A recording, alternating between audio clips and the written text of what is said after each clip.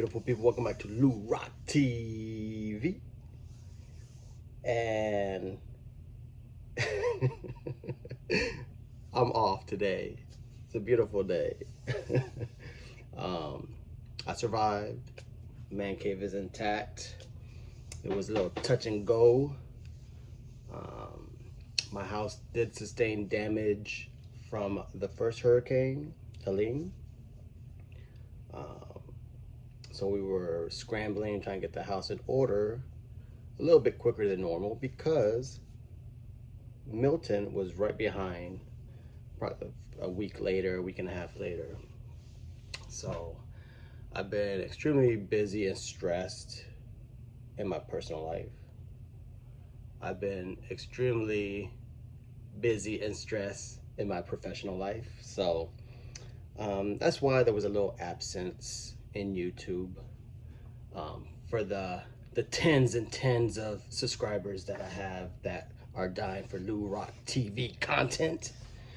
No, but I appreciate the YouTube universe, the YouTube family, my brothers and sisters who reached out to me, making sure I was doing all right.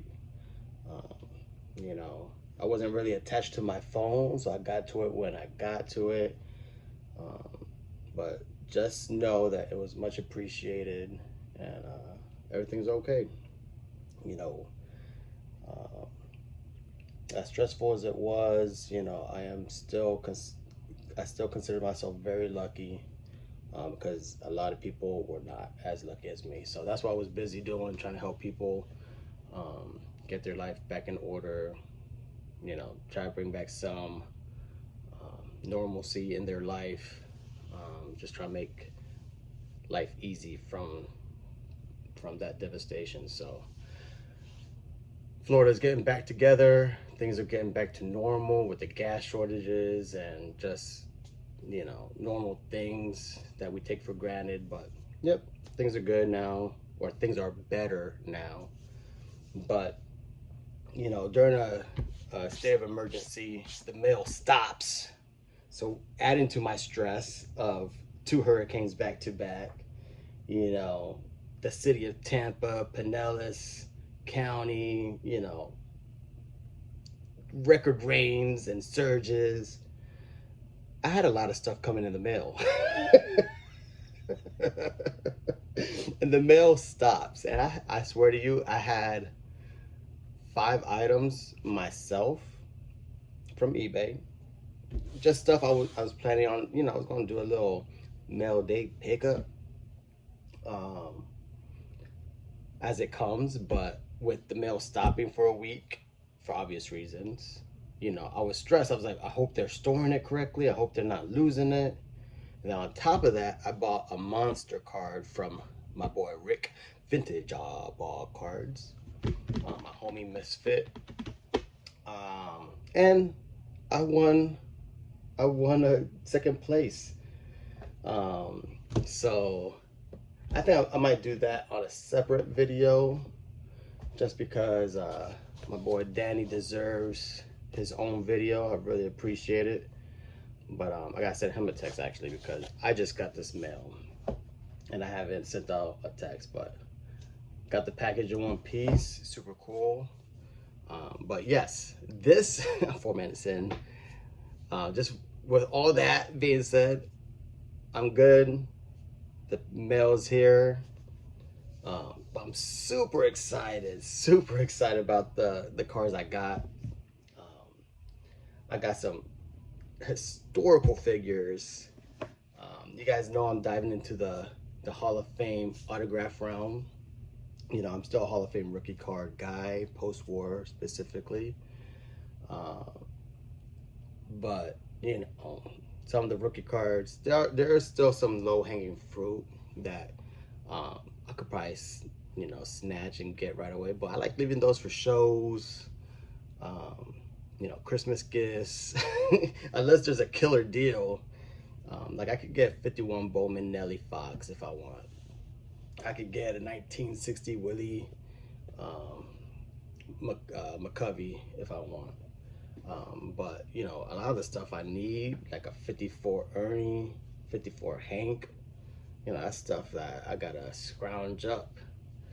And I like cards. I don't want to wait. I don't want to wait 6 months putting my. I don't have the patience for that. That's why I wasn't a sniper in the military. I did not have the patience. I'm still surgical. I can still knock them down if I want to with iron sights from 300 meters out. But I don't have the patience. I don't want to be, you know, low crawling in a ghillie suit, waiting 12 hours. Nah, player. Let me kick in the door, run point. That's my style with the shotty. I like quick and to the point. So there are some things I got that I'm again super excited about. I don't know where to start, but I'm gonna flip the camera around because I was trying to do a little preview or practice, not preview, but practice on some of the cars, but it's too shiny when I show it, reflections. So I'm gonna turn the camera around and show you what I got, but I'm super excited. Got a nice little rookie card, something just to scratch that box, check that box. But I got some dope autos. So a dope auto of a future Hall of Famer that you might not expect. I did some prospecting because I want to do a video for my homie Chris from Missouri, because I love the Hall of Fame. I like prospecting for the Hall of Fame, and he did a video weeks ago. And I picked up a card because I ran across it in my searches, and it was cheap and it was nice looking, very nice looking. So I'll get to it when I show you.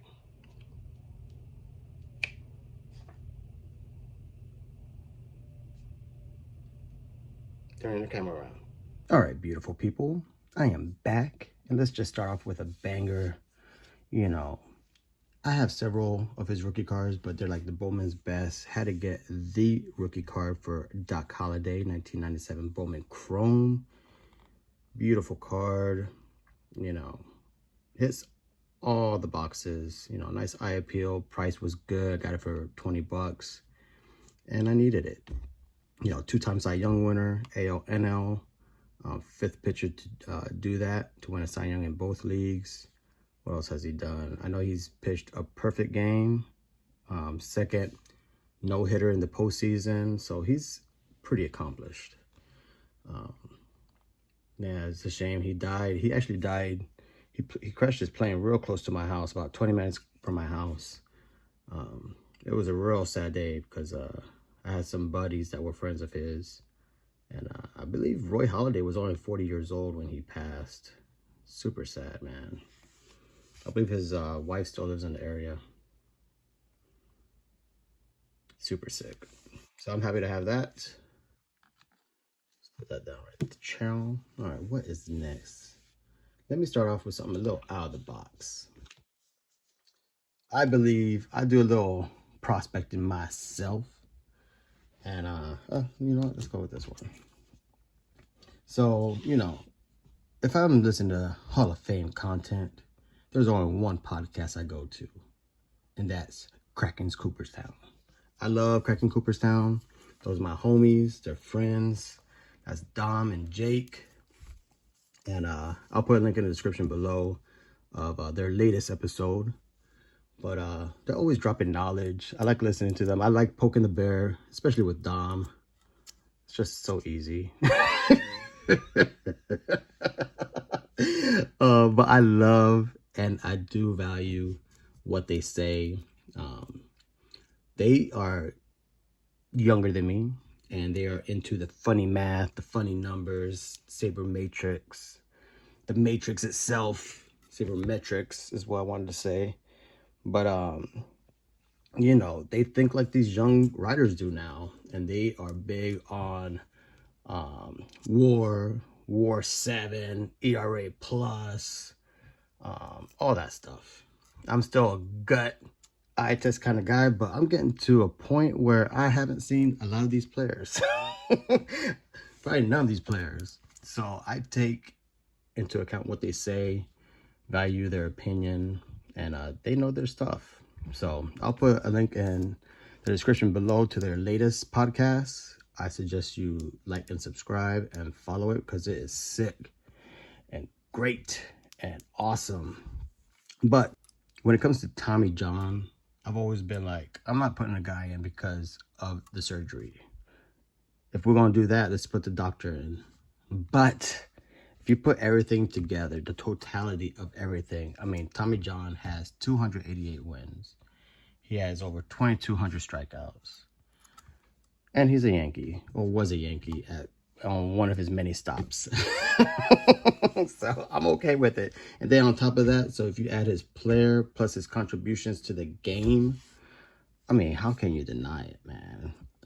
I was always like, okay, longevity is one of those abilities you need to be in the Hall of Fame. Compile this, compile that. They don't keep scrubs around. But, I mean, when you add everything together, the longevity, the 288 wins, 2,200 strikeouts, and the surgery on top of it, he belongs in the Hall of Fame. Like I said, you can't talk about baseball without certain key guys. And honestly, you can't talk about baseball without mentioning Tommy John.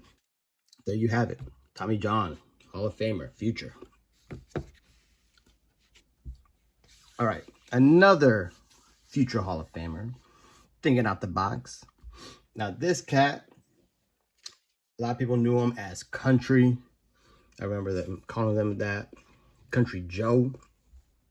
And he was one of those lovable figures, hence the Topps Archive fan favorite. I think it was a fan favorite. People love Big Joe, Country Joe.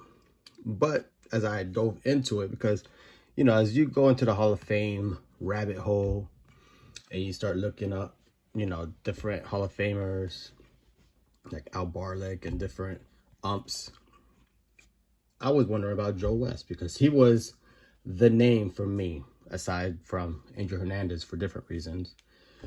But yeah, I started looking at Joe West, and he has the major league record for seasons umpired, 43 seasons, and also has the Major League Baseball record for umpired games at 5,460. So if you're the league record holder, you're gonna be in the Hall of Fame. So I came across this. It was at auction, and it was a low price. And I think I walked away for like 10 bucks plus shipping. So like 12 bucks. Couldn't beat it. So Mr. Joe West, future Hall of Famer. These two will be in the Hall of Fame. Boom. And this got Laz just because when I was looking up Joe's, he popped up and no one was bidding on it, and it was like 30 minutes left. I threw a bid of $1, got it, and I think I paid more for shipping. It was like $1.99 for shipping or $1.50 for shipping. So all in, I had, you know, $3. I got Laz Diaz. And I know he was a Marine back in the day. Correct me if I'm wrong. I gotta ask Derek.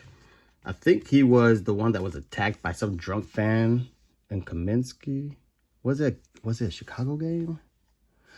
Man, I'm getting old. But I know he was attacked by a drunk, and he handled himself. That's why I knew he was a Marine, because they brought it up later on when that drunk tried to attack him. So, yeah, I picked up a couple umpire autographs. Hilarious. But one's going to be a Hall of Famer. Boom. Joe West. Look at that. Like everyone's grandpa. Now, this next card, you know, my boy Fisherback was a little bit surprised. He's like, you don't have his autograph? And I didn't, because they are plentiful. So I was waiting for the right card, you know, check all my boxes. And his autograph is not rare. He is a great player, but I didn't want to spend $100 on an auto that I can find everywhere. So I just waited for the right time, be patient, and you got to have a Cal Ripken Jr. Now, I do have one on a baseball, don't have one on a card, but I mean, come on. This is the Iron Man right here, 2,632 consecutive games played, 2-time MVP, Rookie of the Year. What can you say? Now, he was on the All-Century team, I'm okay with it. I mean, he did, in my opinion, change the position when it came to bigger guys, offensive guys at that position. When you think of shortstops, before that, they were super athletic on the defensive minded side. You weren't really looking at power from that position, and Cal Ripken changed that. He was a big boy that showed up to work every day. 2 MVPs, like I said. How can you not respect that? And he always has a cool auto. So super happy to have this in the collection. Silver stickers for the win. You know how I do. And the tiebreaker was, honestly, the relics. I love the early Donruss cards. They did it right. You know, the prime cuts, the Donruss signatures. What else I like? The Leaf Limiteds. They were all Donruss. So they always had a great design, simple, and they always did right by me, the collector, when it came to the relics. So super dope. Clean card, man. I love it. All right. Now we're gonna get into some in my opinion, some historical figures. Like it or not. But let me start off with this one. Let me start off with the 9th commissioner of baseball. That's right. I said it, the 9th commissioner of baseball. I was not looking for an autograph from Bud, but when you're searching Hall of Fame autos, this popped up, and for some reason, I just gravitated to it. There's a couple on eBay now for buy it nows, but I thought they were too high, and I happened to find one that was at auction and got it for half the price of the buy it now. So I was super happy. But see, like I said, like him or not, he was the commissioner during my favorite time of baseball, the summer of '98. He was also the commissioner for the All-Century team. But I mean, if you think about it, he was an integral part, instrumental part of the wild card, interleague play. He helped put together the WBC. So super important. I just think it's hypocritical that we put him into the Hall of Fame in '98 when we are bashing, you know, the players that put him there, you know. So technically he was a commissioner from '98 to, I don't know, 2015. But after Faye Vincent, he was like the de facto or acting commissioner from '92 to '98. So he was really the commissioner of baseball from '92 to '98, from '92 to 2015. So he was a commissioner for a very long time. And like I said, introduced baseball to the wild card, interleague play. So stuff that I enjoy. I mean, I loved interleague play. You saw a whole bunch of matchups that you never saw before. Got to see players come to your ballpark that you never saw come before, unless it was in the playoffs or World Series. So super thankful for that. The commish. And National Treasures always puts on a great product. So I was happy to get this cut signature. It's from 22, I think. 2022. Yeah. But I was talking to like my boy Fisher Bike and Sticks and Seams, and National Treasures is not cheap. It is not a cheap box. And can you imagine pulling a Bud Selig auto from that box? I'll be pissed. I mean, I'm happy to have it. Like I said, historical. I'm a baseball guy. But if you're ripping to rip, or ripping to get a lotto ticket, or ripping to, you're not going to break even ripping Bud Selig autographs. That's why I like just picking and choosing, you know what I'm saying? I go on eBay and pick the card I want. I got this, I want to say, honestly, 35 bucks, 40 bucks, maybe 35 in shipping, I can't remember, but it was like 40 bucks. I'm happy to pay 40 bucks. I mean, great looking card of a legendary guy. Like it or not, he was integral in the history of baseball.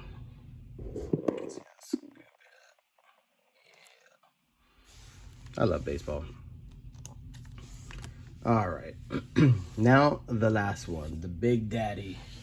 The card I was super nervous about during these hurricanes and the mail stopping, but I got an auto of an all-timer, something I just had to jump on because my misfit brother gave me just too good of a deal. And it's a Cornelius McGillicuddy. Yeah, that's right, Connie Mack. I mean, I know the dude died in '56, so this is an old signature, super clean. I mean, he's just an all-timer on everything. Games managed over 7,700. Games won 3,700. Games lost 3,900, and ties over 70. I don't know them off the top of my head, but crazy. I should have studied. I should give you better numbers. Let's see if I can find it real quick. But I mean, you talk about an all-timer. This is probably my #1 autograph. I have, you know, some real nice autographs in my collection, but to have a Cornelius McGillicuddy is just sick. I mean, the guy, here we go. The guy was born in 1862 and died in '56. He died before my parents were even born. Yeah. So he managed 7,755 games. His managerial record was 3,731 wins, 3,948 losses, and 76 ties. I mean, blowing past Tony La Russa in every account. 5 World Series, inducted in 37th into the Hall of Fame. It's like, come on, bruh. This is historical.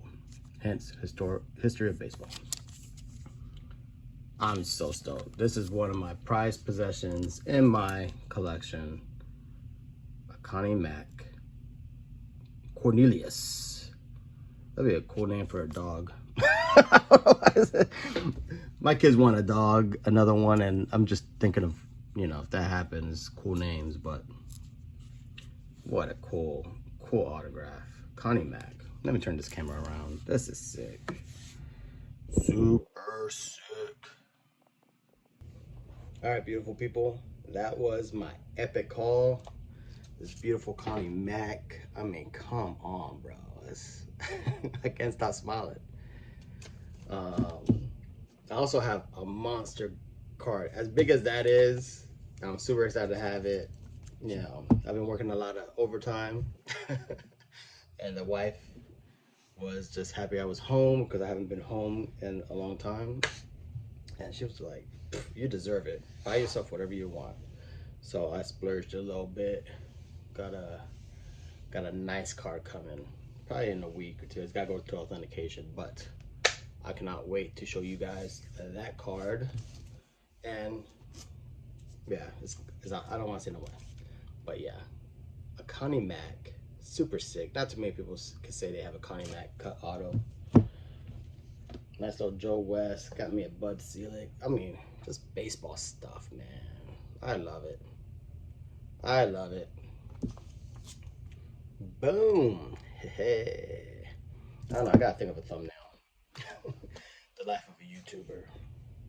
All right, but that's it. Happy to be back. Happy to be doing YouTube. Yankees are up 1-0.